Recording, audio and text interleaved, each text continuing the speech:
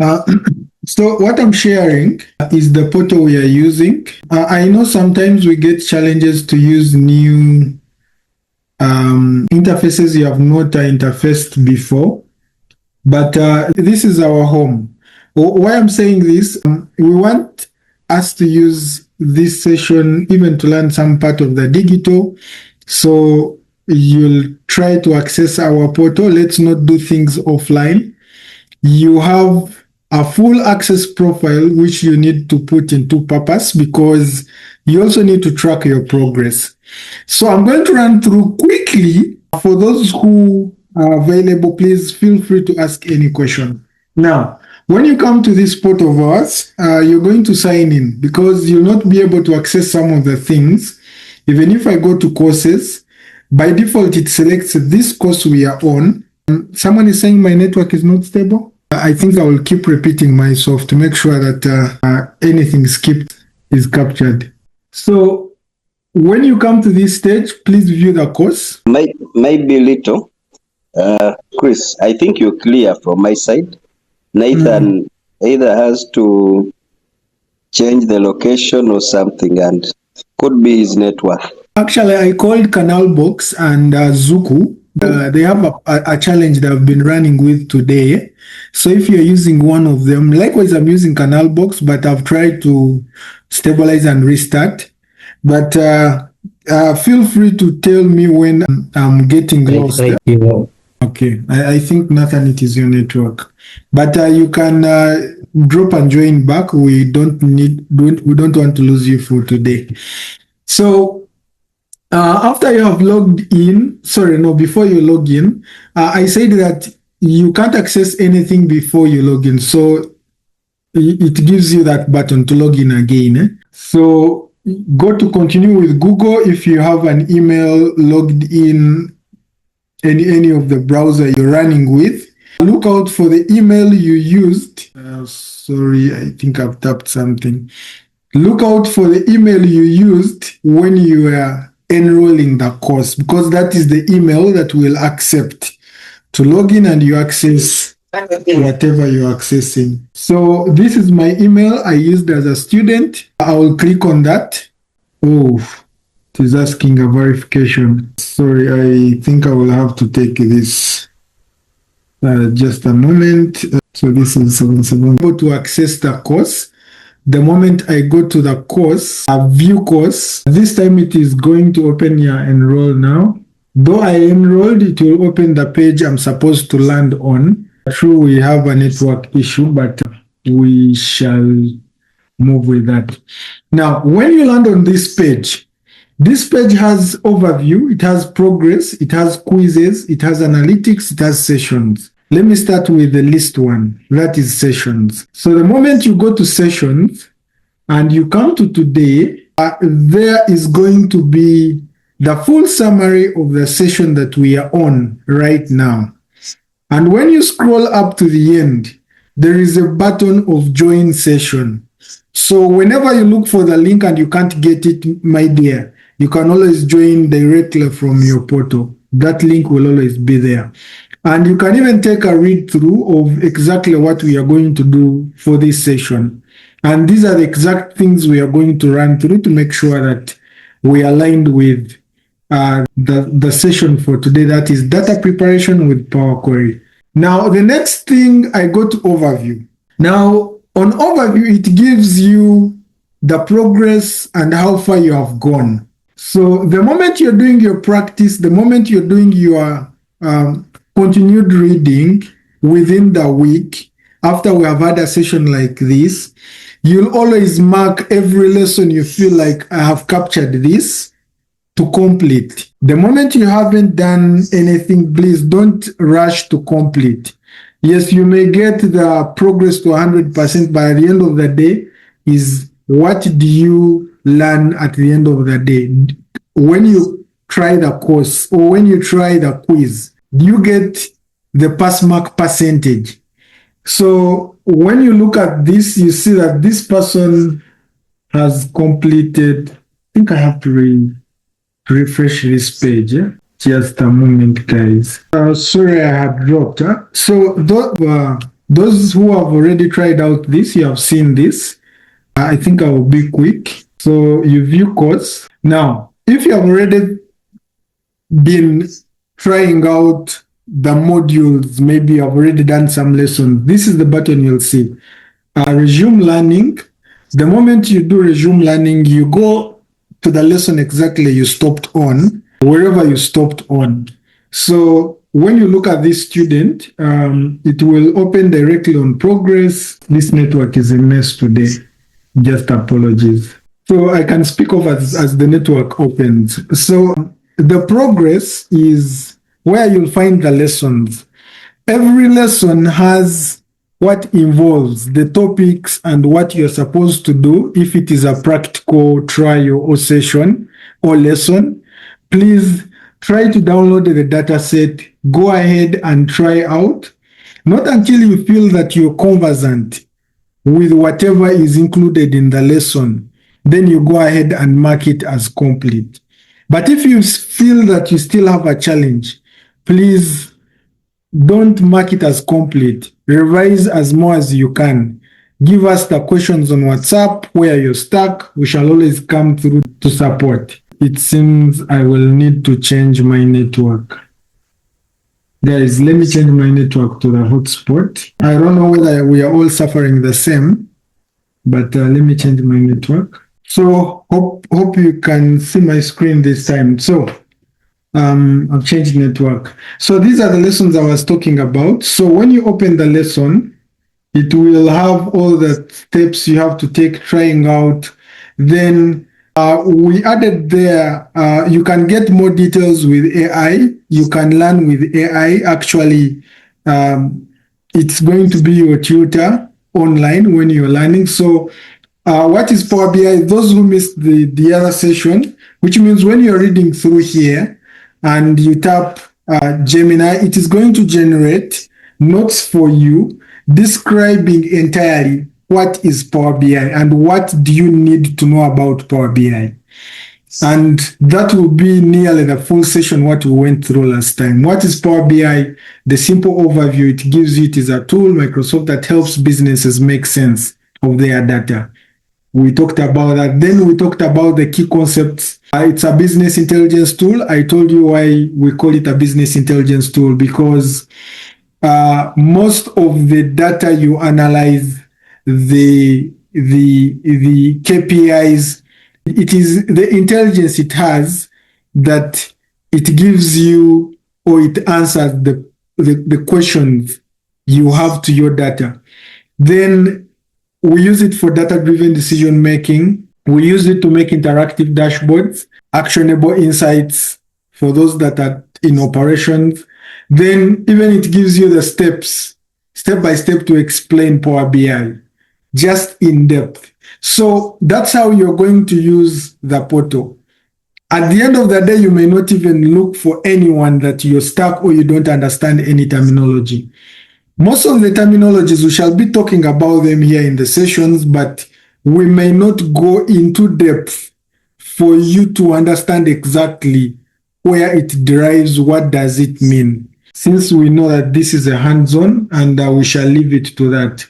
So we did this. You can even go ahead and save the notes to your profile. You can copy these and put them, let's say, in a Word document. Then you can also regenerate. If you feel the answers that are given are not surface enough for maybe what you needed to understand more about the lesson, you can regenerate. But you only have 10 tokens you can regenerate.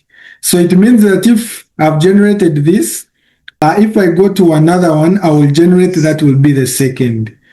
So I will be attaching videos starting today. We lost the recording last time, but for today, going forward, I will be attaching videos. And I call upon everyone, please go ahead and practice. Now, that is all to do with the course. So when you're done and everything has been turned into complete, you see now these are 7 lessons under module 1, which we did last week. We did the workflows, we explored the interface Power BI. Still, we are going to try something to do with that. This module quiz is going to be enabled. Go ahead and start the module quiz. It has 10 questions. This is the module quiz. It has 10 questions. It is timed 15 minutes. You see the time starts counting. Then you go ahead and start doing the answering. 0 answered. The moment you check anything, it answers. You have to go ahead from 1 up to the last. The moment you reach the last, then you'll submit. You'll get your results there and then. How do you get your results? You can get even the results from the analytics itself. You'll see under here, quiz analytics, how you have performed. So if I click on quiz analytics, it is going to give me the number of times I've tried that quiz, whether I've failed it, whether I've passed it. Here I passed it with 90. Then you can even go ahead and view the results for every question you did. How did it turn out? And in viewing the results, this is it. This is it. The question I failed was question number 3. All the others, I passed them. So you can also generate the AI explanations after you have answered the quiz. So if I generate AI explanations, this is our online tutor that it will give you explanations for everything you have done. Yes, you can redo up to 3. I will show you. I'll go back. It shows you that now you have tried once, you have tried the second time, then you can try the third time. That's why you saw on my analytics, it was showing me I tried 2 times, quiz number 1. So I've already regenerated the explanations to the answers. I'll come and click here. Now, you can even use this to review what exactly was I thinking when I was answering this. Now you see my correct answer is this. To tell you the correct answer is because Power BI's main function is to transform raw data into interactive visuals and reports, helping users to make informed business decisions. That is the meaning of Power BI. You can define it wherever you want to define it, but that is the main function. Because the question was, what is the primary purpose of Power BI? Now, even the wrong question, they are giving you explanations why they are wrong. Like number 1, option number 1, this is incorrect because Power BI is a business intelligence tool, not a mobile application development platform. Because here it was saying that design mobile platform. So it is not that. So on all the options or questions you'll have answered, they will give you explanation of exactly what should have been right and what should have been wrong. So it means that even not in my presence, you can go ahead and get explanations to why you have failed the question. Someone was asking, now, when you're at this point, you can even generate your own report. Let me go back. Someone was asking, can you retry? Yes, you can retry. This is a test account. That's why don't get worried. Why has it tried 4 times out of 3? Because it is a test question. It is a test account. Now you see this one, quiz number 2. I tried it once. I failed it with 0%. Now I'm remaining with 2 more trials. So which means when you fail it, you can go ahead and read through, then you restart again. It is all about you to understand. It is not about whether you hit 100 or you hit the pass mark. So that is it. So the quiz will unlock when you have finished the module the other side in progress here. So you see that, you see that this quiz is locked because when we go to the progress, we haven't done module 2, and module 2 is the session today.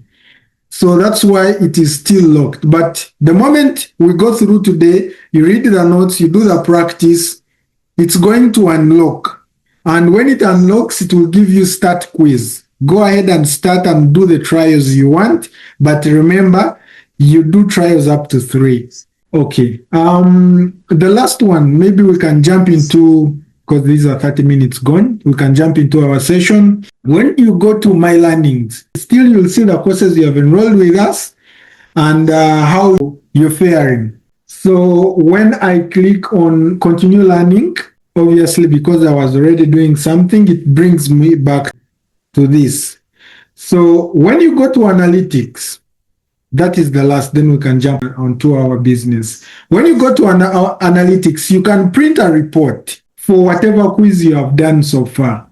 So if I say print a report, it is going to print a report in PDF. So you can save this report, you archive it, or you share it with your community in case you want to. But this is the report that gives you the details of how you have been faring with that quiz, how many times you have failed, and how many times you woke up and passed. Obviously, the report is going to be lengthy by the time we finish all the quizzes. But I would call upon, don't try the quiz before you know that I've completed that, before you complete the module. So showing you again, when you come to progress, where your module is, the moment this module is all complete, that's when you can get the quiz to be started. And if the module is in progress like this, I have just completed one lesson, others are not started, you'll see that you can't start the quiz. It is telling you complete all the lessons. Done. So we shall be learning other things as we go on, but try to use some time when you're free, when you have dedicated time for learning. Come here, preview. We have blogs. Most of the notes, I'll be putting them there. We have resources here. Most of the data we are going to use, I will be putting it under templates or under downloads.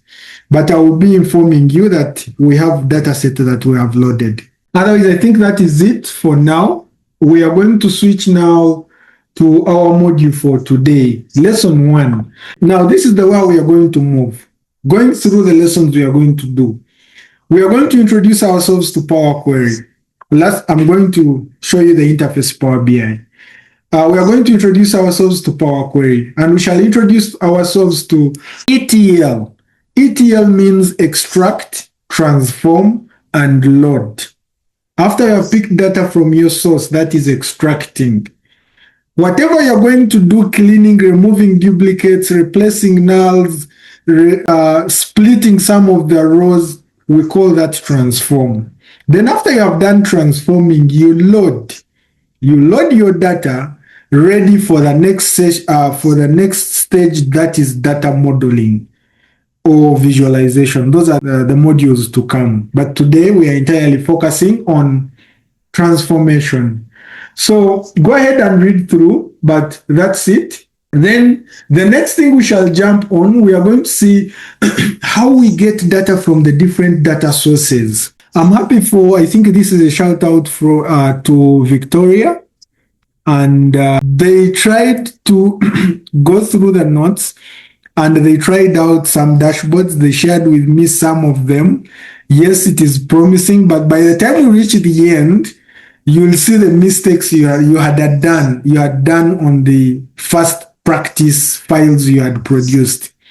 So shout out to those guys, and please, all of us, let's take that trend. The moment you miss 1 week without trying out, you're going to forget before you master before you master the methodologies. We are going to see how we can pick data from a CSV, an Excel, a web. We don't have an SQL server here, but I will log in one at some point when we reach ahead there, how you pick data from an SQL server. Most of us are working with companies that are having databases that they give you access directly to the database. You pick the data you want. So we shall do that. Then after we have done that, we are going to the cleaning.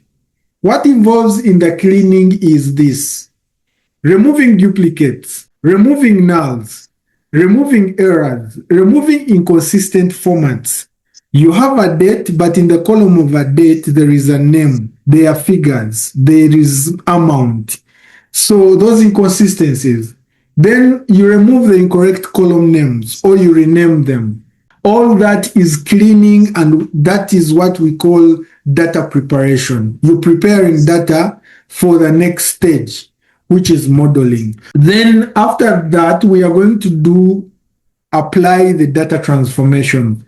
I'm going to show you how we transform data to shape it into, if you have multiple files, like 20 files, you have loaded them, all those files are the same.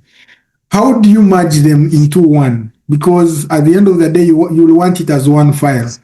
We are going to do that. Someone has shared you invoices in PDF, 20 invoices in a folder, and I want those invoices to be loaded in a sheet and all the data to be extracted in one sheet. How do you do that? That is merging. How do you pivot data? Summarizing data before you start using it. So that is applying the data transformations.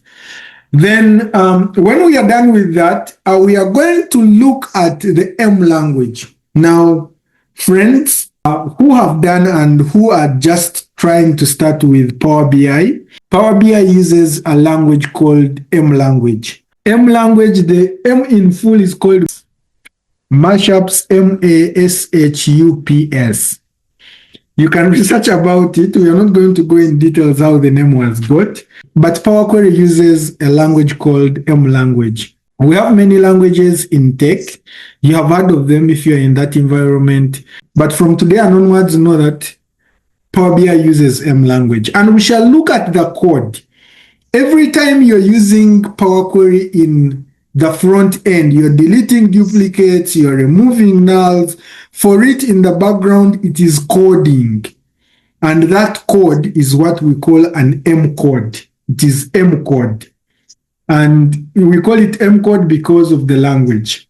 So we use M language in Power Query, in Power BI, in all Power platforms. Then the last one, we are going to look at the applied steps and the query dependencies. Every time you do something in Power BI, it logs a step, which we call an applied step.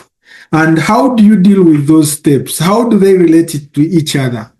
How are they dependent to each other? That is, and I believe in the 1 hour and a half we have right now, we are going to rush through this. Not rushing as rushing, but we are going to at least tap everything such that during the week, it gives you ample time to go through all these lessons, the 6. The moment you're done, you mark it as complete, it will complete. And when you complete all the 6, you'll be able to attempt the quiz. So every module has a quiz. And at the end of the day, you have to finish all the modules, you have to finish all the quiz for us to get the badges and the certificates at the end. It is not even about the badge and the certificate, for you to take the knowledge while you're here. So guys, I'm going to share another screen of mine. I'm going to drop from this. I don't know whether there is any question. Then we are going directly now to Power BI. We are going to make our hands dirty.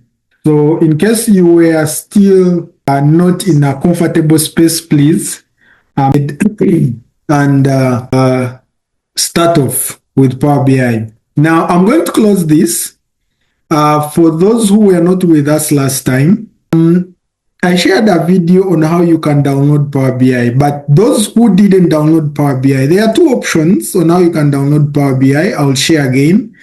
There is one, you come to Microsoft Store. Nathan, I would not have loved you to practice right now because you're going to lose out the core. Since we have a recording, yes, you may not need to practice now, but a few things you can do aside, but at some point we shall need your attention. So when you go to Microsoft Store, we are all using Windows operating system, search for Power BI. That is the first option. So search for Power BI. When you download Power BI directly from Microsoft Store, the advantage you get that whenever you connect on internet, you know those prompts that come here that you have waiting updates. Whenever there is an update, it will automatically update itself. So you'll get maybe the Feb update when it is out automatically. Then the other people who download directly from the web, where you download, then you look for the file you have downloaded in, let's say in downloads, then you go ahead to install. That is different. because some people or some laptops may not accept to download directly from Microsoft Store. Why it may not accept? If you have not logged in your Microsoft account, you may not download from here. So go ahead and download. You'll have the download button here, download, and the moment it's downloaded, it is giving you the open button. Then to those who will want to download from the web, go on any of your browsers, enter Power BI desktop download, however you will enter it, so long as you get this option, which is from Microsoft.com. Go ahead and open this. We did this in the first session, but I'm repeating it such that by close of business today, by tomorrow morning, all of us, let's have Power BI in our desktops. Start trying out right away. Then come here, you will download it from here. So this version I'm downloading, or you want to download, was released on 28th of Jan. So Power BI can even release 4 versions in a month. But the changes are always minimal. You may not even need to keep updating. To those, when you reach a point and you start following the community, you'll know the changes coming up and you wait for them. Whenever the change drops, you'll see the version, you download it and replace whatever you have. Make sure that you have these properties. Windows 11, Windows 10. The instructions on how to install. Very easy. Install and the installer, click next until you reach the finish line. I think I've done justice to those who were not with us last time. Now, let's go ahead and open our Power BI wherever it is installed. Go to your start button, look for Power BI. It will always come in your installed applications. Here it is. Now, the moment you get it the first time, I would love, or I would recommend, click this arrow and pin it, or right click on it and pin it on your taskbar. Like you see me, I pinned it here. It means that wherever I need it, I don't need to search for it. It is directly on my taskbar. You can even, if you're running this and it is limited maybe on a company laptop and you have the admin rights, you can run it as an admin in case they are limiting some applications that you can't run on the company laptop. Otherwise, I have it and here I've opened it. So it is going to open. The first interface you'll get is this. I'm having another interface here that is having the recent because I have used it several times. All these are the files I have opened on Power BI. I don't have to look for them wherever they are saved. Here you can see that they are saved in different directories. This is in downloads. The other one is in one of my OneDrive file. They are saved in different directories, which means I don't have to keep looking for them in whichever folder they are. I don't have to keep chasing for them in whatever folder they are. Just come in recent, you open it and go ahead and do the analysis. If you haven't opened anything, you have the blank report here. Go ahead and start from there. And yeah, for now, I would not have loved us to go through using this option, the quick access here. Let's go directly in blank report. So I'm going to open a blank report. So I will click on blank report and here it will open. Now, a quick run for those who were not with us last time. You see, last time we had a number of people that were not with us. We have 3 main pages, I can call them 3 main user interfaces. That is the report view, we have the table view, and we have the data view. Those are the most views or user interfaces that you're going to use. Obviously, at the end there, like in module 5, we shall use the DAX query view. To everyone who has forgotten what DAX is data analytics expression. Whatever you call formulas in Excel, in Power BI, it is no longer a formula. It is bigger than a formula. It is hybrid. So that's why we call it an expression. Now, here, it's where we create reports from. This is the interface you're looking at. Here, it's where you access all the data you have loaded. Then here, it's where you create relationships from. So if this was a marriage, in other words, the relationship starts from the data view. Then you go ahead and view the characteristics of the person you have brought in your marriage. Then here, this is now the cosmetics. It is where we are going to start now planning. This visual goes here, this table goes here, this pie chart goes here. Because I'm asked, they want to know the revenue per month, it goes here. This is the interface. Now, there is something I want us to go through. Many people have found my interface different from theirs. Now, this is it. Please pay attention if you can write it down, but it will be part of the recording. My interface is like this because of the one setting I have changed in the back end. We have many settings that Power BI has. Most of them come default, others come when they are unchecked. It is upon you to check it or to leave it. Now, where do we find those settings? You come to File, you go to Options down, Options and Settings. When you click there, you have two things here. You have Options and Data Source Settings. Leave this for now, go to Options. Then when you go to Options, it is going to open a dialog box. This dialog box has a hell of things, a lot of things. For now, we are going to focus directly on what has brought us here before we get lost. So leave all this, come here on Preview Futures. Why am I going to Preview Futures? You see how my interface is. We are going to change something, then we come back and open it. You'll see how it will change. Then I will tell you the disadvantage, then we take it back. I will also need you to do it on your end because it will improve on your productivity. Now, go ahead, Preview Futures. Look for something called On Object Interaction. It is number what, but it is on object interaction. I will show you the purpose why we are going for the on object interaction. But anyway, I will show you. So I'm going to uncheck this. It is always unchecked by default. I'll uncheck this. I will save. The future requires restarting. Yes, I will restart. So the moment you save that, I will close this Power BI and reopen it. So I'm going to reopen it. You see, for me, I'm not struggling to look for it. It is here. I will reopen it. Now, just be attentive to the interface that is coming. So when I click blank report, here we are. You see now the interface you're looking at is different. How different it is? One, you saw that we had some of the visualization part here, which is disappeared. Then another thing, you see that you have visualization here, but every time we want now to have another visual or another pen, we have to go and look for it in view, then you check it.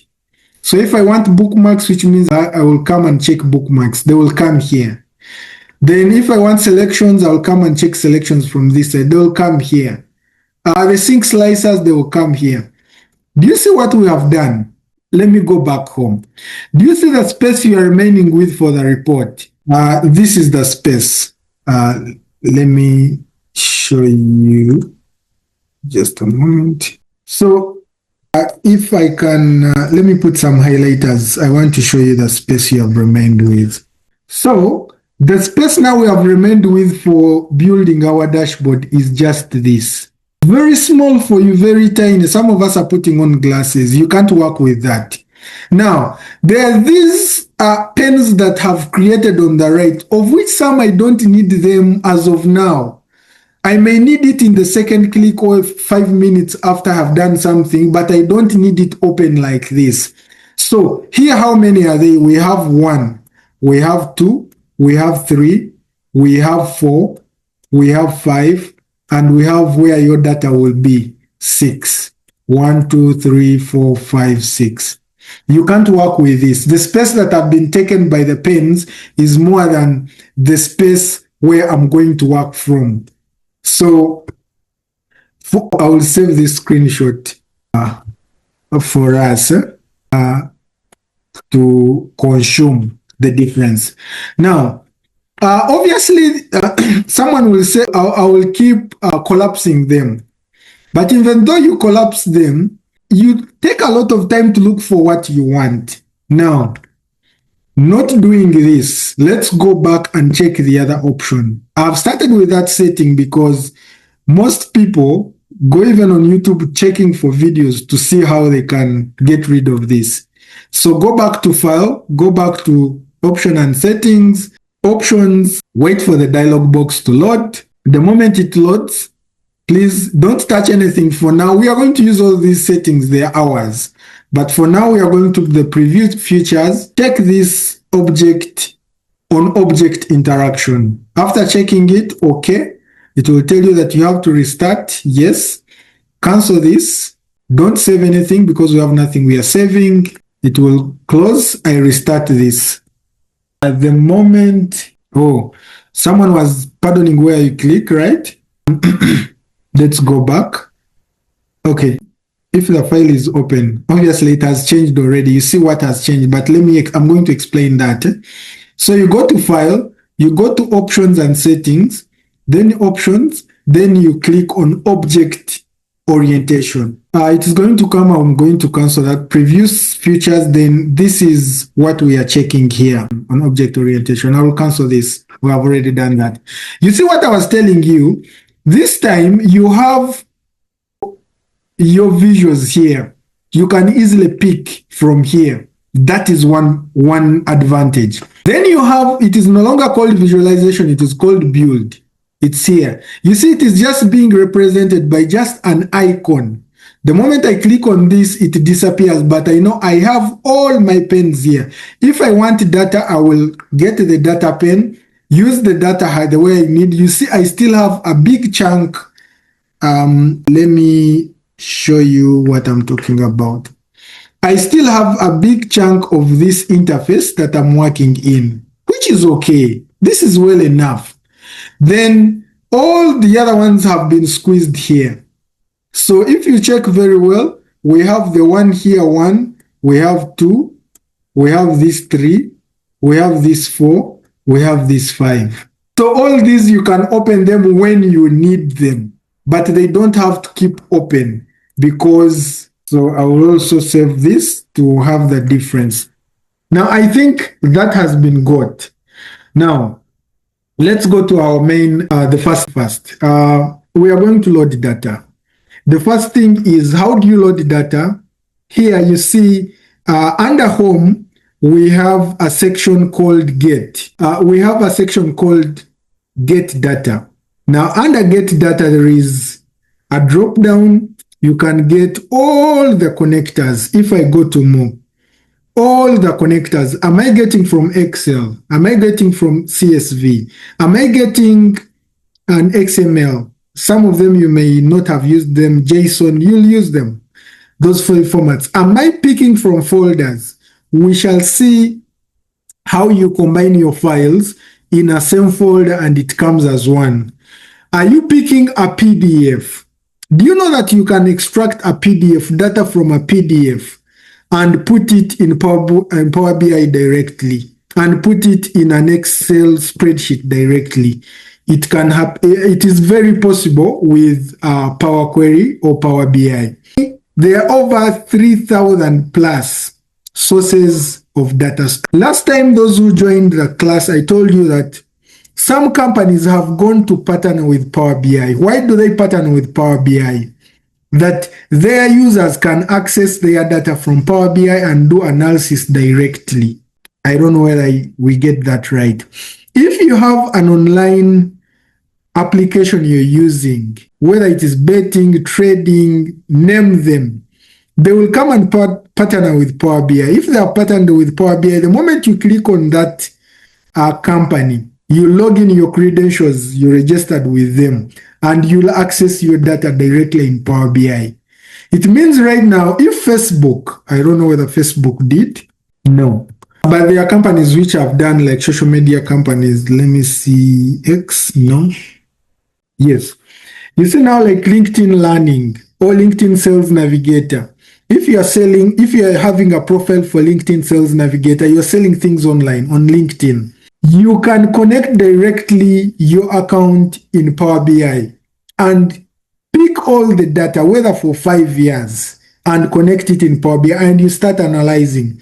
It means that the ongoing sales you make on LinkedIn, they will be updating automatically in the report you have created in Power BI forever. The same thing if you're doing LinkedIn learning. Those who have done courses on LinkedIn, you can connect your account directly here, and even you do an analysis on how you have been learning on LinkedIn, how many certificates you have got, how many badges you've got. So that's what it means by the connectors we have in Power BI. As of last year, we had over 3,000 connectors here, but every day there are companies that are partnering with Power BI. So you'll find very many here. Now, here they are categorized file. If you want those categorized database, you'll find them here. If you want Microsoft Fabric, we shall look at that, where we have warehouses, data flows. The Power Platforms, I talked about that last time. So Azure, it is a product of Microsoft. Most companies use Azure for storage. I also have a company I'm consulting with. They use Azure Blob Storage. Yeah, you pay for that cloud service, but you can pick your data directly from Power BI. Then the online services, many, you can't finish them. Obviously, SharePoint is number one on the list. So there are very many. Go ahead and navigate. You see, you read through, maybe there is something you can pick or a connector you feel like you wanted and it is here or it is not here. Now, I want us to first do a test of picking data from the web. We want to pick data. From the web, I may go first with, I always like using football tables, but today let's use a Forex trading table, real time. Just trying to make sure that I get, yeah. Let's use the live Forex rates. Now, you are in finance, you're doing reporting, but you want every time you go to present, because you report using the live Forex rates, you want every time you're presenting to have the live Forex rates computing with your data, or you have done conversions. So, which means I will come and open this. This is the live Forex rates. I don't know whether we have any finance personnel here. I don't know whether Janet joined the call. And those who are in the finance firm. So, okay, here as it is loading.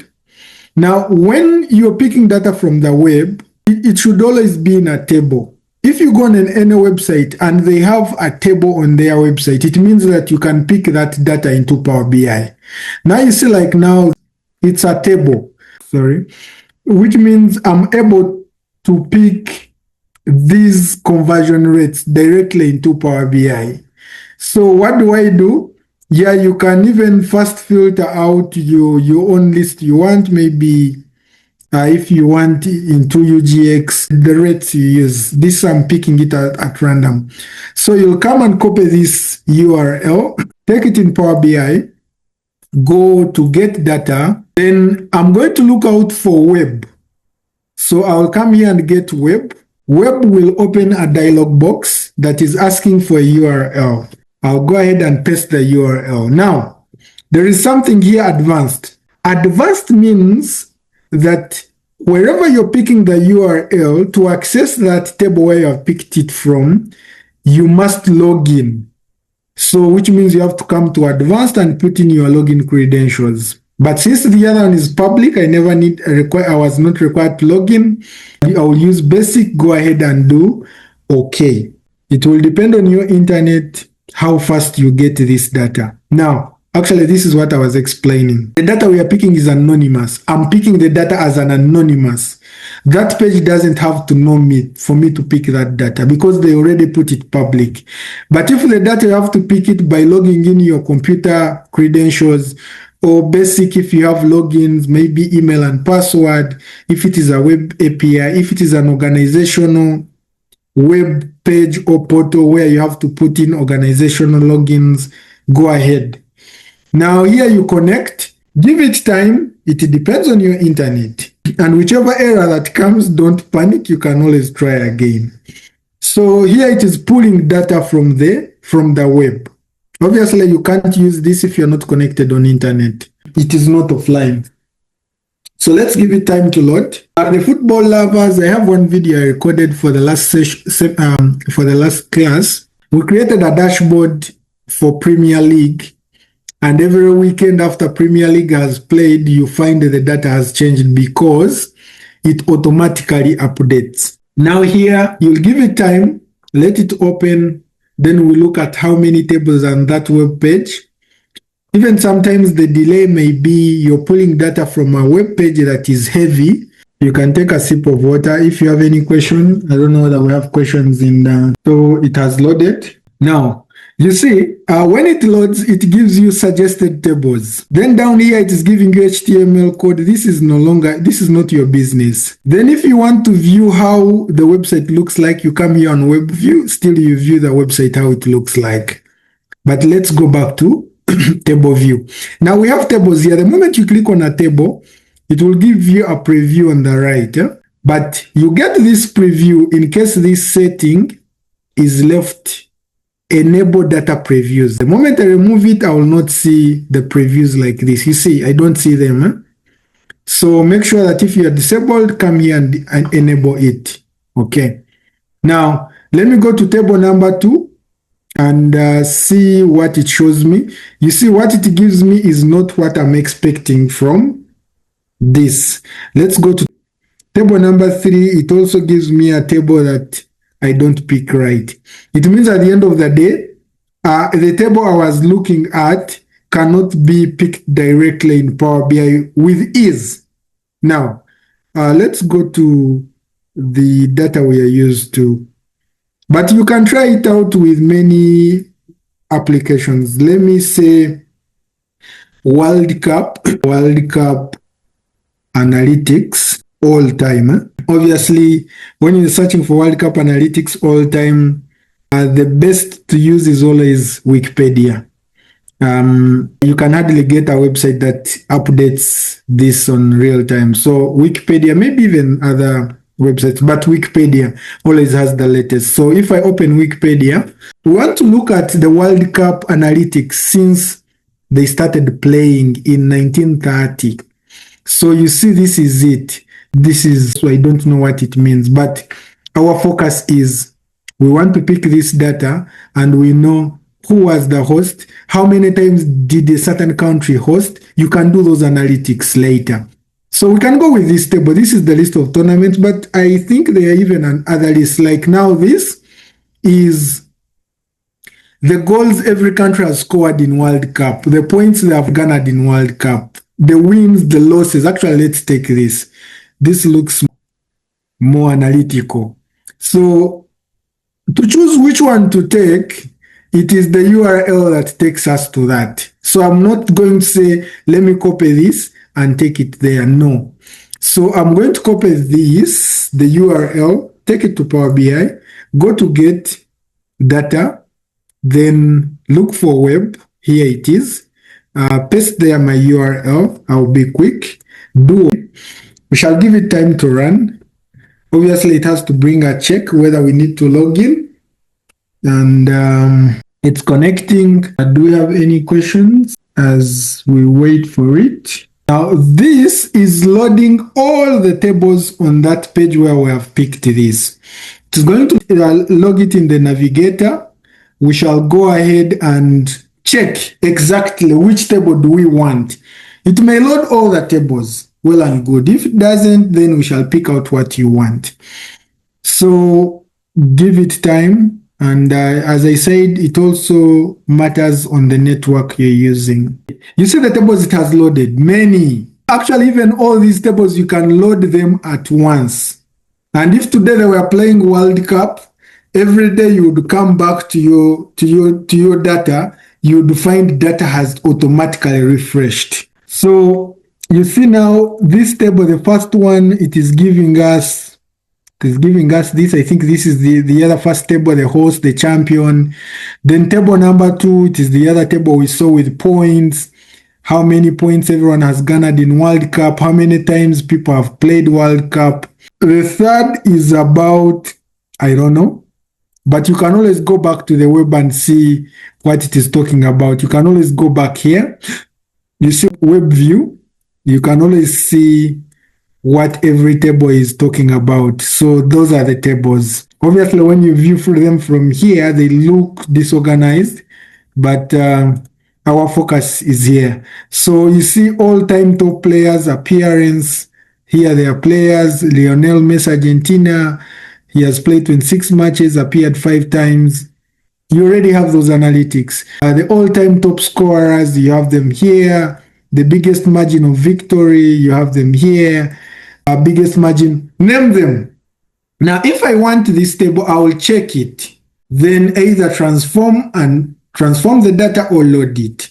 But remember we said ETL, extract, it is the process we are doing right now. Transform, then load. It is always a good discipline to first load your data into the transform mode. Then when you feel like it is cleaned, you go ahead and load it.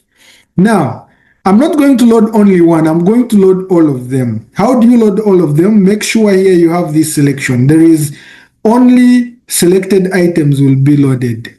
So that is preview. If I want to select all of them, I should, first wait a minute.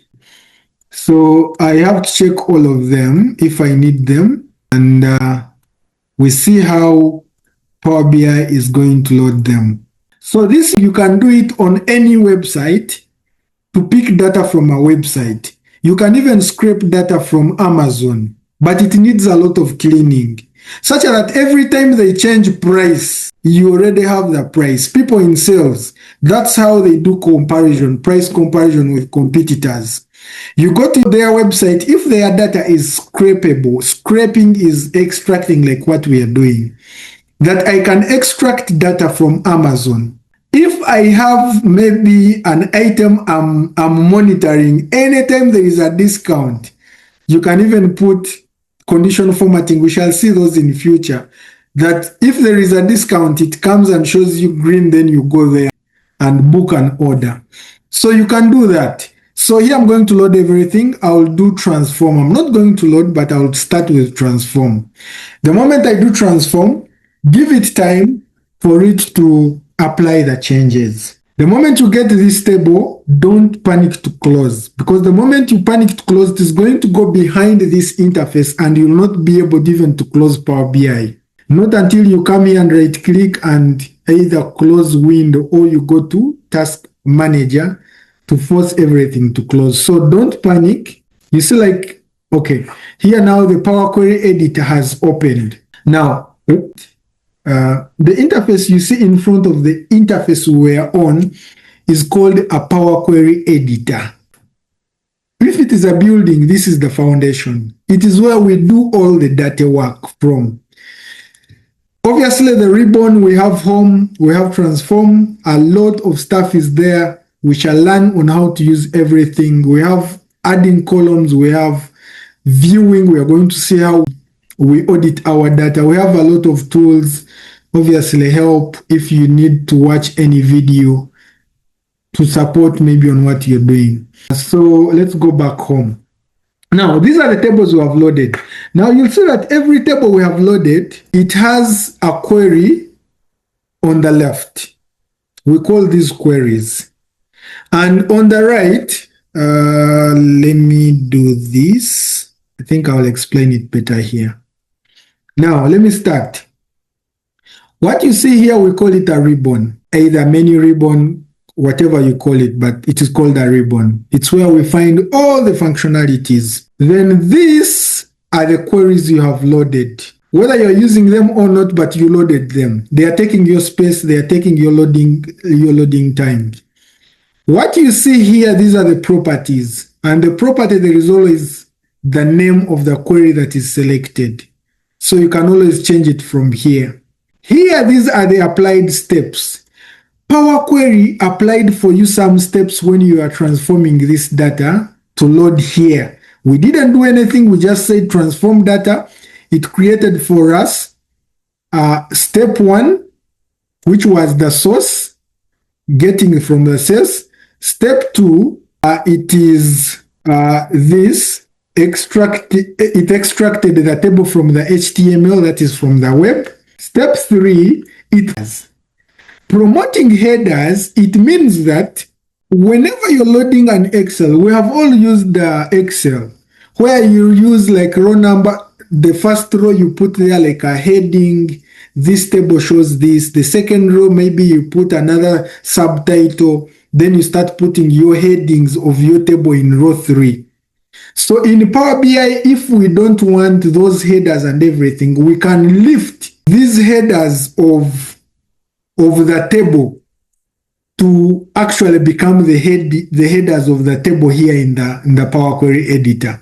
And that lifting, wherever step they are on in the raw data, we call it promoting. And it has a feature on its own here, which is this. When you come to this feature, use first row as headers. If your first row, these headings were like in row number 1 here, you can lift them and they are promoted to become headers. We are going to do that in some of the files we shall be dealing with. But for now, this is it. So here you Power BI or Power Query has already done for you 4 steps automatically. 1, 2, 3, 4, all done. So I repeat, these are queries. This is a ribbon menu. Then what you're seeing here, wait a minute. What you're seeing here, let me change this. What you're seeing here, this would have been, I've used the color that is not, you see this? In Excel, this one would have called it a formula bar. But in Power BI, it is not a formula bar. It is a function bar. It is where we monitor the code, the M code I told you. So you have nothing to do with that code. Not until you learn how to edit that code directly from there. It becomes easier than editing the steps. We shall look at that maybe in future. But this is the interface you have. Then whatever you're seeing here is your data. And these are the fields. We are going to see how we deal with them. I will save for you this. Now, if I want to rename these, now let's say I want to rename this. This table was showing us, it is showing the years, the host, the champion for that year, the winning coach. I can come here and call it high-level summary, like this. High-level summary. The moment you enter, the name of that file will change here. It means wherever we are in our data modeling, creating visuals, we shall be referring to this name. Now, a disclaimer. When we are renaming in Power BI, Power BI will accept you to put spaces between naming. But these spaces become a trouble when you reach DAX, when you reach modeling. They become a problem. You start struggling with those spaces. So always, for a good practice, we always put underscore instead of space. If you want to differentiate that these are different words, we put underscore. Or you write it as one word, but wherever you will reach like level, you make it a capital L, you make it a capital S, such that when someone looks at it, they know this is high-level summary. Wherever, for God's sake, you can always leave your queries with short names, which means here I can just call it summary, not to disturb my future when I'm doing with analysis. So just call it summary. Now, when we look at this table, let's first deal with this table first. We said we are doing transformation here. Which transformation can we do here to clean this table? Is there someone who can raise a hand or put in the chat box? What cleaning can we do here? We want to put this right, ready for loading in case we want to start doing analysis. But what? Removing nulls. Thank you, Victoria. So someone has seen nulls here. That the best player awarded, the best player award in the year from 1934 up to this year of 1974, they were not awarding. And yet, even 1930, they put for us not awarded. But wherever we have got data from, there is something missing here. How do we replace nulls? There are many ways how you can kill this rat, but let's go for the easiest ways. Remember, when you click in your data, whichever value you have clicked on will always appear here. So if you want to copy it directly, you can copy it from here, or even you can click here and do a Ctrl+C, or you do a copy. Now, we want to replace nulls. Easy. You can click on the nulls, the simplest way you can do it. There are many ways how you can rename this. Right click on this and come on replace values. You see this replace values?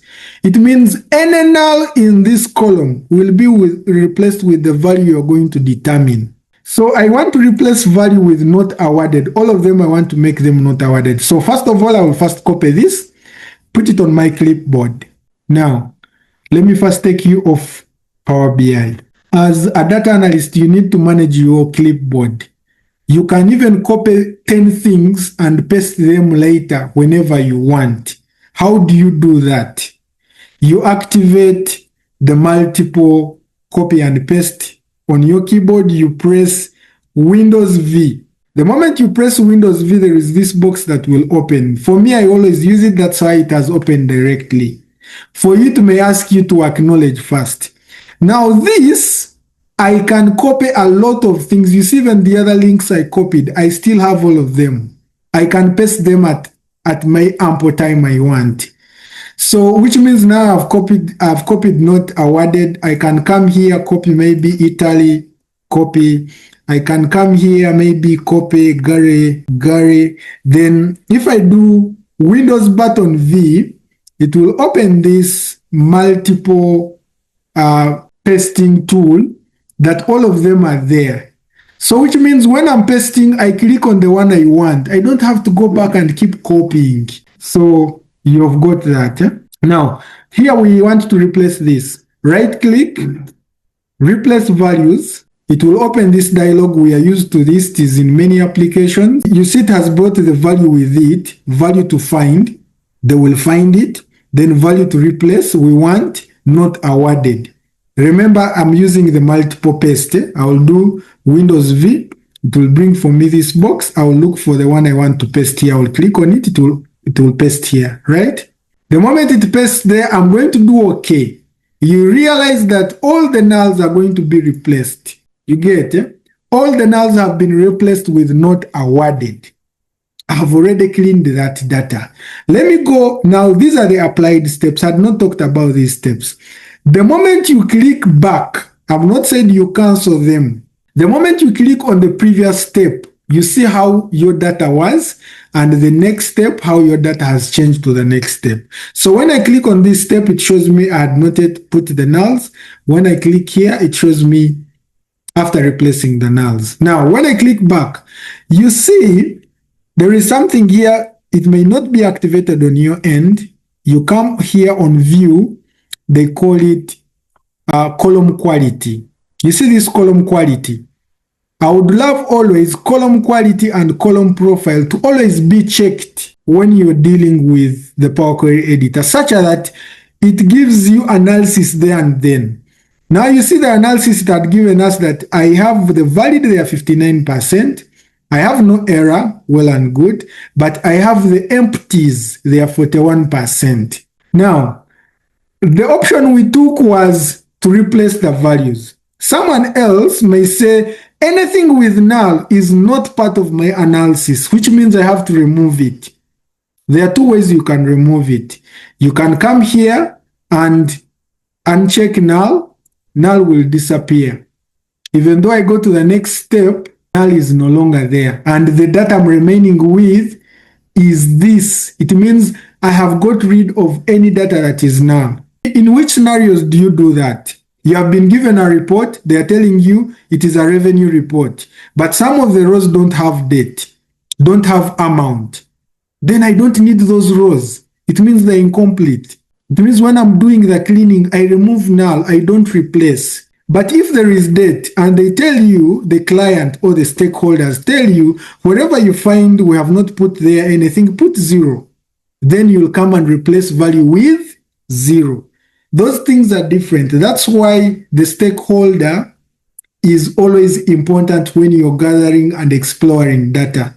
When you're understanding data for finance team, you're a data analyst. Sit with finance, even if they are 2 days, understand their data, column per column. What is important and what is not important. Now, I'm going to remove this. You see where we filtered and removed the null? I'm going to X this, such that I again retrieve my nulls. Now, another thing to note, the moment you X up any applied step here, in Power BI or Power Query Editor, we don't have Control Z. I think you understand what Control Z does. It is undo. You can't undo what you have deleted in Power Query Editor. You have to repeat the step again. So the moment I X this, and it will even notify you that you're trying to do something that you will not undo. Delete. And when I come back, you see it brings back everything. So it means that even though I do Control Z, there is nothing that is happening. So this is the first step we have done. The next step is, there is something here that is showing us source. I don't know the meaning of source. Remove this column because we don't want things or columns that are going to be useless in your data. I will come to home. There is a remove column button here. So I'll go ahead and remove. Every step you do is noted down under applied steps. Just note that. Oh, okay. Godfrey, it's fine. I will take care of that. I think I can appoint someone else. Victoria, you can be my watch in the comment section in case there is anything I need to look at. But don't worry. I have 2 screens. I can look at the pop-ups. We have removed the column. It is gone. Anyone else who can tell me what we need to now? When you note, can I give you a hint or I leave it? Someone is still looking at the data. We still have a lot to clean here. What can we clean next? We have the year, good. We have the host, well, champion, winning coach, top scorer, the best player award. What else can we clean? Separate text from numbers, right? Now, as a data analyst, looking at this data, at some point I may want to know who won the top scorer with the highest goals. I can't do that when these highest goals are still here, part of their names, which means I have to extract this text from here. How do we extract that text? It is very simple. There are many ways. You can look out for those ways, but I will show you the simplest ways for now. So I will select this column. Now there are 2 ways. I can say, you see here on transform, when you go to transform, we have extract. Now we have extract, there is length, first column, last characters, text before delimiter, text after delimiter, text between delimiters. All these can work. It is upon you on what you want to use. Now, since we have seen a best characteristic here is that all the numbers are between 2 brackets, which means we can even use this text between delimiters, right? Then we can also use the last characters, but not the last characters may not work for you, because if you say remove 3, 1, 2, 3 with its bracket, then for the 13, they will become 4. So that will not work for me. Then there is even text before a delimiter. The delimiter here I'm using, if I use before, it will be, can I enlarge this? Okay. When I say text before, it is the open bracket. Text after, it is after the bracket. But now when you say text after, it will even bring for you the name. So at the end of the day, you find that this text between delimiters is the best to go with. So I will click on this and it will bring for me a dialog box, and they are telling me, put the start delimiter. The start delimiter is the open bracket. Put the delimiter, the end delimiter is the close bracket. Then we'll go ahead and do OK. I'm not tapping advanced because nothing we want from there. The moment I do OK, you see we have replaced we have extracted the numbers, but the top scorers have disappeared. That's not what we wanted. But if that's what you wanted, you don't need the top scorer names, then you're okay here. But if we go back here, you see then we need these names, which means the first step here I'm going to do is duplicate this column. The moment I duplicate this column, you right click on it, you say duplicate column. There are many options here, go through them, duplicate column. Now when I duplicate column, I will leave this for the scores and leave the other one for the top scorers. So let me do my magic from here, right click. Now this is extract, wait a minute. Let's go back to Power Query Editor. So this, we go to extract, it is under transform, here, extract, then between delimiters, then I will go put here open bracket, then here close bracket. Go ahead and OK. This time it will bring for me the scores. So I can even go ahead and rename this by double clicking here. I put here the scores or goals. Then this remains top scorers and this becomes the goals they won the award with, which means here you can easily tell the highest. The moment I click here, it is giving me this profile down here. But this distribution comes because of this. You see this column profile. If you want to quickly know the summary of a column you have selected, you have to have checked this column profile. So I'll check the column profile again. That's how it appears. If I want to click on the host, when I click on the host, it will bring how many times they have appeared. You see in Italy, 2 times, France 2, Brazil 2, Mexico 2, others 1, 1, 1. When we come to champions, the champions, you see Brazil, when you hover on it, it tells you 5. Italy, 4 times. West Germany, 3 times. Argentina, 3 times. Go ahead, Uganda is not there. So here I'm doing a quick analysis, which means even if I was presenting this, I didn't have to go ahead, make report, dashboard. Already here it is telling me the numbers. Now here, if I want the top scorers and how many have they been, the person who has scored the highest goal is this 13. It is one person. All this is 1. Here 6 who have won the award with 6, there are 8 people. So that's how it is. Now, when you come on this profile, you can also use it for your own magic. The moment I right click on it and you say text and you say equals, it will filter the top table for that number. So if I say equals, it will filter only for that 6. It is a shortcut of filtering. So I can cancel this. I go back to where I was. So if I click again, this is what I was saying. If I want that one who won with 13, right click, text filter, you can say equals, even you can say greater than or less than, depending on how you're dealing with your data. It will bring that person. Now, when I load this table, in the other table view, we shall always see one line because that's how we have done our cleaning up to this stage. So the moment you're getting raw data, you should always fall back to Power Query Editor to see what you did. Was it the right steps you have taken? Now, if you are using a report more than one person, or someone is asking what of split column? Yeah, split column works. Actually, here you see that we are remaining with the scores. You may also want to remove this by extracting and removing these, and you remain only with names. Now here what you do if you want to extract to remove this, the only thing I can do, I come to transform. Someone was saying, what if we use split column? Yeah, split works. When you come to split columns here, it also has exactly what you may work with. There are many ways. That's why I'm saying even the other option would have given us here if we said extract digits or by position. Now, if I want to say extract lowercase, extract by uppercase, all these are not working.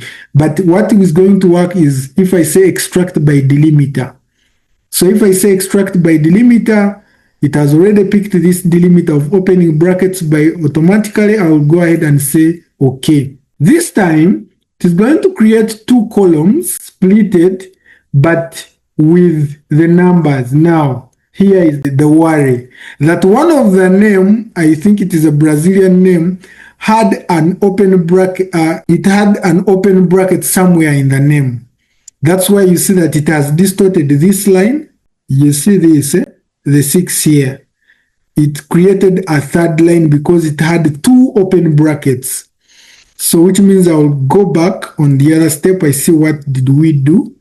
Go back on this step, this one. You see, this person, actually in United States, we got two top scorers, this one and this one. Both of them scored 6.6. Now, this is another bit of cleaning you have to do, which means at some point we have to clean this. We have to split these two names, which can be something for another day when you're splitting something like this. But aligning here again, which means the split column will not work because of that problem we have in our data. You may have these scenarios like 1,000 of them. So you're not going to look at each one of them. So which means this option doesn't work. That's why I said that you can use as many options as you can. Oh, I wanted to show you that error. When you delete a step before the other, it will always give you an error because when you reach this step, you'll have already done duplicated the column. The moment the query runs and doesn't find a step, and that step is being named here that it was done, it gives you an error. So be vigilant when you're deleting steps that are in the middle. That is done now. Here, I want to remove this bracket such that I remain with only names. Let's go back to our extract. Now, here I'm going to say, extract everything that is before the open bracket. We don't mind even this name. I know it is going to disappear, but for now, let's deal with that. Extract anything before the open bracket. So I will use this, which means I want names. I'll put open bracket. There we go. And okay, boom. We remain with only names. The other one has been deleted off because we said we want to extract this. So here we go. And I think now our data is clean. Now, this is a number. Let's look at the data types. Now, whatever you're seeing here, let me put for you highlights. Whatever you're seeing here, these are data types, these ones. It shows you that that column has text because it is ABC. It has numbers, it has date, it has this. Okay. Now, here it shows us that it has numbers. It has a year as a number. Well and good. A year is a number. It's okay, we can leave. This is text. But this is a number. How do I change this? There are two options. I can click on this data type and it will drop a data type options. Then you look out for number and it is a whole number. So I will select this whole number. Boom. It will be aligned on the right this time. Numbers are aligned on the right, text are aligned on the left. Note that when you're looking into your data and you see that. Now, there is another thing to do with that number. It has always to be like summed. When you're in the other side of your data, you can sum, you can average, you can get whatever aggregation you can get. But do you know that we can't do that with the year? It means that we are okay even if we put this year as a text. Because there is no time that we are going to add 1930 and 1934 to get a total. No. So we can leave it as a text, such that it doesn't disorganize your data when you're aggregating. Now, I've spent most of the time here just to show you how we do data cleaning. You can even go ahead and do data cleaning on the other tables to make sure that they are clean. They're in the format you need them. The tables that you don't need, remove them. If you feel like I don't need this, remove it by deleting it from here. Why do we delete this? Because every time you load your report, there is that time it takes to refresh the data. I will show you when we are loading this report. And the more queries you have, the more time it takes. Even if it is a microsecond, if this report is opened 100 times in a month, that microsecond adds up to 3 minutes. which is time wasted. So that's what we call that report performance, the performance of your report, how you manage your performance. All these are the things you should always put in action. So I'm not going to look through all the others, but let's go with the summary we created. Here I'm going to go ahead and yes, most goals scored. You can even go ahead and try to clean all these, remove nulls, remove columns. Now you see like this is a date. That's why you see a date icon here. There are many data types. Okay, let me click on the summary I've been working on. You see all these steps we have created. Every step we created here, Power BI was creating a code in the background. How do you display that code? For every step, you can always come here, you look at that code. This is the code. And when you well keen enough on reading, you can read this, that we are extracting text before, the column scores, this, and here we are changing type, changing data type. Then we changed this into integer 64, that is the data type for numbers. Then there we changed it to text. If now I change this back, if I want now to edit this from here, just see this. If I change this back to int64, type this, int64 type like this, and I enter, it is going to give me an error. Yeah, it is giving me an error because I'm updating what is already created. I was meant to create a new one. So someone else I told that you can't undo here, which means you have to repeat this step, or you go back and put whatever was here, put it back. What was here was, which means we shall cancel this. Since we have hit a snag, then you go back and change this. We changed it to text. Like this. So this was it. Actually, this was it. Now, if you want to look at the code of all these steps, you go to Home and look for Advanced Editor here under Query. So when you go to Advanced Editor, it is going to open a dialog box. It is giving you a big code. Ignore this red. The red is the link for the Wikipedia. That is the link, my friend. So when you copy this and take it in the browser, it will take us where we got this table. The whole of this that is in red, skipping those, actually this, here in red. Then here it was also doing the extractions from the HTML, which is more of coding. Skip that. Now here you're going to see your steps. Promoted, it was this, promoted header. It shows you exactly what it did.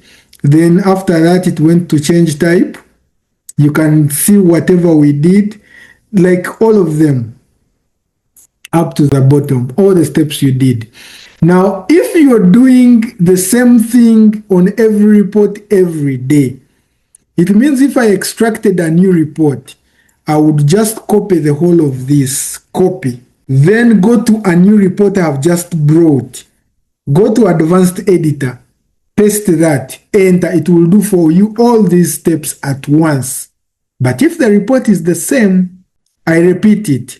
If you have a report that you do the cleaning every day and you have never created a dashboard that it is automated, you can even use this code for all the cleaning you always do. You don't need to repeat these steps if the report is the same. You can copy this, even take it in your text editor on your laptop, paste it there, give it a name, save it somewhere. Every time you extracting this data from Wikipedia, go copy your code, bring it here. The moment you enter it in the Advanced Editor and done, it will always create for you all these steps automatically. So that is what I wanted to hint on the Advanced Editor. But right now, there is no reason why you should go there. Just leave it lay low. With time, you will always try to use it. Now, let's load this data in the other interface. At least we do something. So when I load this data in Power BI, Leave it to load and apply changes. You see these changes they're applying. This is the refreshing time I told you. You see, every table is evaluating, refreshing, and the moment the data is on web, it takes even that time checking the updates on the data, whether another World Cup has been played. It means that that is the time you'll always take to wait when you have tables you don't use in your dashboard. So any table you don't use in your report, get rid of it. Sorry for that. Or you back up a version, then you get rid of it in the newer version you're running. Now you can imagine, because I loaded many tables, I wish I would have loaded one. Now each table is evaluating directly from the web and loading that data in my Power BI. Obviously it is going to load all the data, no worry, but the time it takes, that is what we call performance. It will be maybe in our last sessions. So we shall leave it to load. As it is loading, we can open a new one. You see this, I'm going to open another new Power BI file because we are being short of time. Now, the new one I'm going to open, I want us to load a file from files or our exploration files. So if I go to our class, there is a data set I had put here. These are the data sets. So I want to load a data set from here. So now I want to load all the files with AW. You see now this folder is the same, right? But in this folder, I want only the files named AW underscore, because these files are common files that they go together. It is the same data set, but for a certain reason, they are in a folder where there are other files, of which I don't want to distort these files. I want to pick what I want. So that option, I don't know whether the other one has finished loading, but we can't wait for it. Let's do another extraction. So here I will say, I want now to extract many files from a folder. Not that. Okay, let's first start with the first, just one file. Let's load this file called Global Superstore Data. This one, when you look at this file, it is, wait a minute. Okay. You see, it is an XLXX. It means that it is an Excel file, not a CSV. So I can use this option, which is here in front of me. I can use this option, which is here. Because people load more of the Excel workbooks, then I can use this option, which is here. Many options, so let me use this. Import from Excel, I will click on this, import it, just give it time. I thought I would bypass that, but I think now this one gives you a reason why I said that. Okay, it has opened. Let me first go back.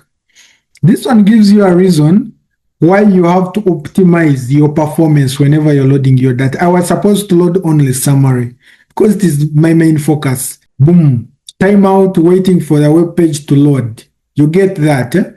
So why the timeout? Because it has loaded for long and it has failed to pick the data.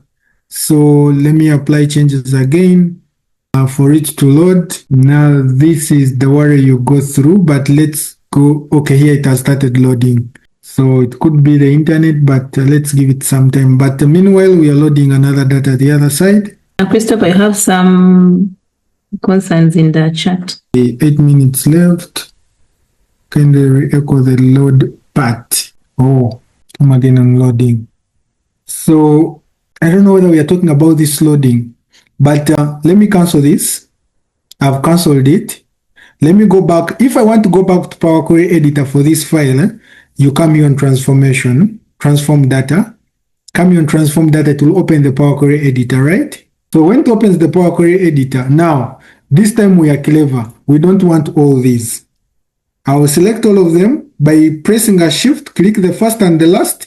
I select all of them. Right click, delete. I don't want all of them.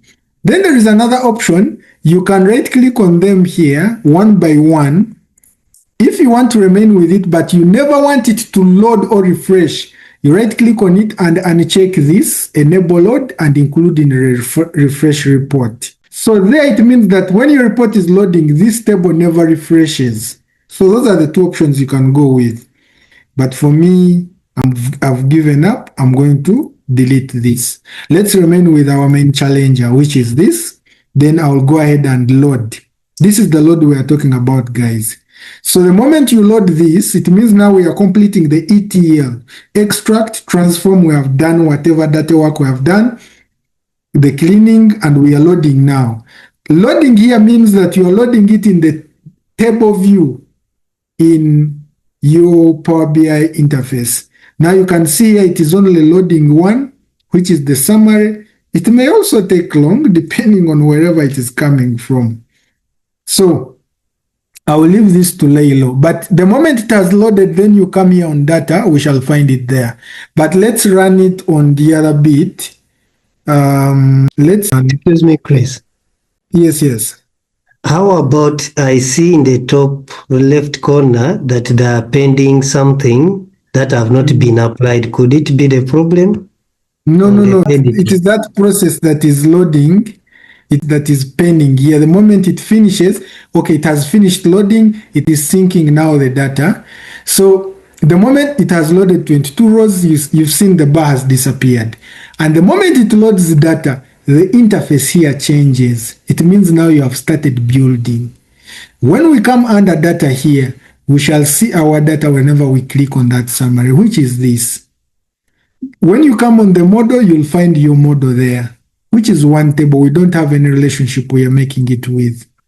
I think we are right here, which means now if I want now to get my visuals, I can pick them. Then you can pick out a table like this. Now you start dropping your stuff. Maybe I want to drop a country. You bring the number. You can even carry again champions again. It becomes number 2. Then you come and change these to count. You see summarization here. If I want to count how many countries appearing how many times. So when you put the 2 at once, it means I want to change one into a count. So I come on summarization, make this either count distinct, it will give 1 all over. If I say count, it will count how many times Argentina is appearing, you get. So I've twisted by using the same field to just do the count, right? So already I have one visual here. How do you visualize CSV files? Actually, that's where we are going. We haven't reached visualizing. That is our next module. But here we are on loading and extracting and transforming. So let's rush to the other side. I know time is running, but let's see how we can load a CSV file. So this is loaded. You can go ahead and save it. Control S. It has to bring a dialog for saving. Here we go. More options. Then I look out for where I want to put it. Sorry, it is opening, but very slow. Let me browse here. Let me put it in downloads. I name it as World Cup data. Actually, let me put it in our folder, World Cup data. I will save that. And here it is. So I can go ahead and cancel this. We no longer need it. So let's focus on here. So how do you load that? How do you import an Excel file? When you click on this or you come here and get data, Excel workbook, look for where the workbook is. I know where it is. Here, then in dataset, this is the workbook. Now you see, in our folder we have all these. But when we are loading Excel, it brings these because these are the only workbooks. Others are CSVs. CSV means comma separated version. It is a version of an Excel, a type of file in Excel, or a type of file where data is stored. So here we are loading workbook. That's why you don't see the CSVs. So we are looking for this workbook. Go ahead and open it. It will load. Since it is on our desktop, it is very quick. It will load quickly. And now in that file, if I open that file, we shall find that we have, this is the file. We have three sheets. We have orders, we have returns, and we have people. And that's why here it is giving us three sheets. So you can go ahead and load all of them. But the moment I click on them here, it tells me that the process cannot be done because this file is open somewhere. Someone is using it. So you can't use a file that is being opened somewhere. So you have to go back and close it here. So the moment I click again, it will preview. You get it previews. Then I can go ahead and transform. But since I've explored my data, there is nothing here I need to transform. Just let's take it like that. So you can go ahead there and load it. But as discipline, let's start with transform data. We review what it is. We go ahead and load them. So nothing to change here. Oh, yes. Now, we are lucky that whatever I was talking about has come. You see now this, it has named for the returns, it has named column 1 as column 1, column 2, instead of putting returns here and order ID here. So what do I do here? Now here it's where we come in to use this functionality of ours. Use this first row as my headings. So you click on it, it will promote your headers, and here it will tell you I have promoted the headers and they are promoted, and automatically even it checks the data type and makes for you the data type. Done. We come to people, the same thing. We promote headers. Now you see people, we have this, we have even another one that came with the data, yet we want to start with person and region here. So we have to put 2 rows at the top. There are 2 ways how you can do this. Here you can come and say use header as first row. It means here you're demoting. So if I say use row as first headers, it will promote the first one, but still it is not. Then you again do it the second time, it promotes again. But this promoting is too much. These are a lot of steps to do. So let me first remove these steps by right clicking here. You say I want to remove these steps from here up to the bottom. There is an option, you can right click on this one because I want to remove everything up to the bottom. You say delete until end. It will delete all the steps even if they are 20. Delete until end. Like that.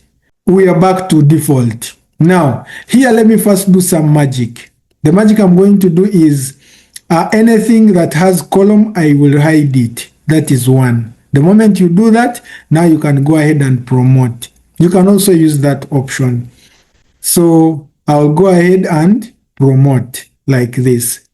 And automatically it will make the other headers, and that is the cleaning bit I have done. Let me go to orders. We are lucky orders have their headers. We can check the data types. You see calendar, that is text. Then that is text. You get it? What we are doing here is called data exploration. That's why we have to come back in, we have to come in transformation and do this check before we load our data. Remember, when you load data, when you get errors, you don't know where to start from. But if you do these checks, they give you at least an ample time to know where to change and what to leave. You see, all the data types have been made perfectly, and this is the one step that did all the changing of data type. When we check this, you see that's how it is. It went to every row and changed the data type. It went to every row, changed to text, went to this row, changed to date, went to this. I think now you get to understand the M code, how to read it. Very easy. You can read it with ease, which means if I want to change one of the things here, I can change directly than deleting or adding more steps. Now, if everything is done, we go ahead and load this. After loading this, give it time, it is going to run. But since it is offline, it is on our desktop, it will take a short time to run, synchronize data, and give you the data models. Even it gives you the number of rows it is loading. You see all of them have loaded under our data. So when we come this side on table, you see, these are the tables. When you click on orders, this is it. When you click on people, this is it. When you click on returns, that's it. Now let's go to the models. Now, the models, it has already made one relationship because it found, let's enlarge this. When we click on the relationship, it found the same header. You see, So it automatically sensed that this and this, they are related to each other. Well and good, I can leave them. Then here, let's look for the order ID. Now, the next time maybe we come, I'll talk about primary IDs and foreign IDs. But go ahead and read through the notes. You'll understand even before we come back. So look for the order ID. Here, it's here. So I will drag this and put it on top here. It will show me that you're creating a new relationship. You want to match an order ID in the returns table. Here they are appearing many times. Here it is appearing once because it is unique. I said, yes, that's it. And it will make the relationship active, well and good. And I save. Don't mind on this step. This is data modeling. We have a full session for that. So here I'll go ahead and save. It will create a relationship. You see this? So when I create a relationship, it means that I can pick a product here and pick returns here and nothing breaks. Let's do that here. Just quickly. Let's create a matrix. Oh, okay. Let's create a table. Now let's go back to our data and see what I'm talking about. You see the returns. Yes, no, yes, no, yes, no. These are returns. Then, which means when I come back to my data, I can pick on orders. I can pick maybe an order ID. Or let me say I can pick a customer. Now is customer here, customer. Like that. So these are customers. Let me change this to a matrix because I want to have rows and columns. A table is different from a matrix. Then on top I put there, remember on these returns we have yes, yes, no, yes, no. Actually everything is yes, yes. It's unfortunate everything is yes. So if we want to count, we can count by using the order ID. So since we want to count it, we don't want the order ID itself. We shall come here and do summarization and we say we are counting this. Then it gives us the numbers. But since it is just an ID, let's count on this side the orders. Where order. Let's take customer ID and count this. Yeah. Here it tells us that this customer did 6 returns. This customer did 11 returns. This customer did 10. Now, you can even pick amount. You can even pick quantities, put them here. You can even put amount, put them here. Then you see the orders these people are creating and how many returns they create. So, why I was showing you this, that when you create relationships, you can easily use 2 tables to run an analysis. But if this relationship is not there, let me delete it like this and go back to our table. It is already a mess. Can't determine relationships between the fields because I'm picking things from returns table and orders table, but these 2 tables are not related. So when we bring back the relationship, which is that, and okay, we go back to our data, it refreshes and gives us the details. So that is just a summary, but all this is what we are heading for, but you just have to understand the cleaning bit. Look out for data that is messy, clean it, use the WhatsApp group to ask us questions, to ask us the errors you're getting. That's how you're going to learn. Maybe something I shouldn't leave behind. I'm going to save this also, separate. Quickly, if you can give me more 5 minutes, we load a folder. I show you how they deal with a folder. So I'll do more, browse this device, put them in my file. I call this XLX loaded. Here we loaded an Excel sheet. Now, that one is gone. Since my Power BI is here, I can right click and open a new one directly. Now this time, I want us to load from a full folder. So I'll say new file, load. This time I'm going to say more. Then I look out for folder option. Why am I saying folder option? I want to load, to link to a folder. Then it brings all the files. I pick out the files I want. So when I don't want to pick one file and I want to pick many files at once, you do folder, which means all your files should be in one folder. So when I do folder and I say connect to my folder, obviously it is going to ask me where the folder is. I will browse for that folder. If you don't know where the folder is, come open the folder here. This is the folder. This is the folder. Click here, copy that URL or directory where it is, bring the directory here.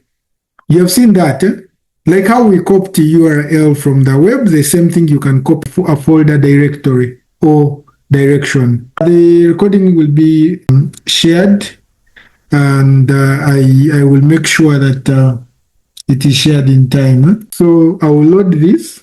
Now, the moment I load, whatever you're seeing here is not the data. These are the files. You see when their extension is CSV, this is a workbook. Now this is a Power BI file we have put there, but we need only CSV. So I will say transform. Don't make a mistake of loading. We are not loading this trash. We want to transform and get out what we want.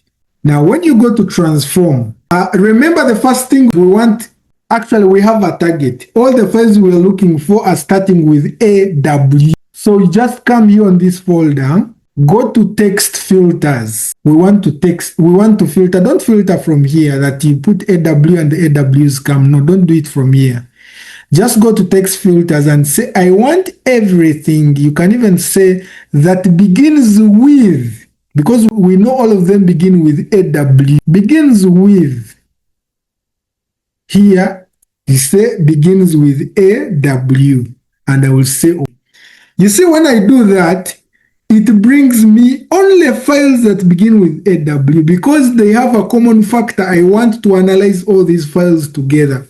Because when you look at these files, there is a customer file, there is product, there is products category, there is product subcategory. Now there is a sales, there is sales for 2023, there is territory. What happens if you go the other route of searching? No, when you go the other route of searching, it is fine. It is okay, so long as you know where the file is. You can keep clicking, opening folders, subfolders until you reach the folder you want. The moment you reach it, you click on open, it will load the way how this one has loaded. Oh, what happens if you go, no, I mean AW for loading. Or like loading one by one, it means that you load one by one file. That's what it means. Here we are loading all the files at once. And why I'm doing that is the next step I'm going to show you. That's why we are looking at a folder, not looking at a file. Yes, you can load all these files one by one, but you are going to struggle again to do some of the merging. But it is also another option you can do. So it means here that, anyway, what you're talking about comes here. Why I'm loading a folder, here I want to combine all the files that have this character. The files that have the same character is these cells and these cells. However much all these are starting with AW, I want to combine these two files. Actually, this was an example to show you how we combine files. So since now I want to combine these files, I've already maybe done out AW. You can go ahead even and filter, do another filter of I want files that have the word cells. So you can come here, you do the same step again. I want now those that contains the word cells. Even if you just put cell, it will bring these two files. Because I want to combine this file of 2023 and 2024. Now, all what you're seeing here is no longer of use. The only thing you will want is this where there is content. And even when you look at it, this has a different thing here than all the other icons. So all our content is here. When you click on binary, you see the table you want to load. I will cancel this again and cancel this and cancel this. I go back here. So because I don't want to load with all these accompaniments, I will remove this file for these columns and I remain with only where my content is. There are two ways you can do it. You can select all these columns and delete them one by one, or you can select this column, right click, Power BI tells you, you can even tell Power BI to remove other columns, not this I have selected. So you remove other columns and remain with this one. So because we want to combine these two, you go ahead and click on this. You see that combine files. It was already telling you combine files. The moment you click on it, it is going to load these two files of sales report combined. You see this, it has brought me. All the two files are here. I will analyze and say, yes, this is it. Go ahead and OK. Now, do you know the magic that comes with this? That even when you dump there the file for 2015, you no longer want, you don't go through this again. You just refresh here, then it picks the file for 2015. So long as it has the two things, AW and sales. How about if you want to remove and remain with, say, 3 columns? If you want to remove, like here, let's say you select those columns you want to remain with. By pressing a control, you select one by one. When you right click and say remove other columns, it will remove others that are not selected and remain with those that are selected. It can also work for you. It is the simplest way how you can do cleaning. And you will find that in many scenarios. So here, when you check this data, you'll find that we have loaded 2 files for 2023 and even for 2024. So you can even now go ahead and pick the other files separate. Because now the other files, I don't want to combine them. You can bring them one by one. But guys, I think we can load from here. Next time, this is the same report we are going to use to do data modeling. If you get time, I'm going to give you this data set. I'm going to share it with you. Go ahead, load, do all the cleaning, try to do the data modeling yourself, try to pick KPIs and do dashboard. It is what we are going to do in the next session. But let's make the whole week very busy. Now, I'm going to share with us the data set for the AWs. Play with them and pick out whatever you feel like needs to be done in the session we have done. So I'll go ahead and load this. The moment I click load and apply, it is going to load for me those 2 files which I have combined. But remember, when I combined them, actually I didn't rename. Let's see the name it gave it. So you see 2655. When we come here to data, actually it loaded it with the name data set. So if you want to rename this name data set, you can go back by clicking on those dots, back to edit query. You go back to data Power Query, you can name this as sales. Then load again. So it will change this. Now, this table, there are 2 tables, but all loaded at once. You see there are those for 2023, there are those for 2024. Now, when you come on data modeling, because it is one, nothing has been done as yet. And the challenge is you don't see the other summation things because we didn't check the data types. We shall do that next time.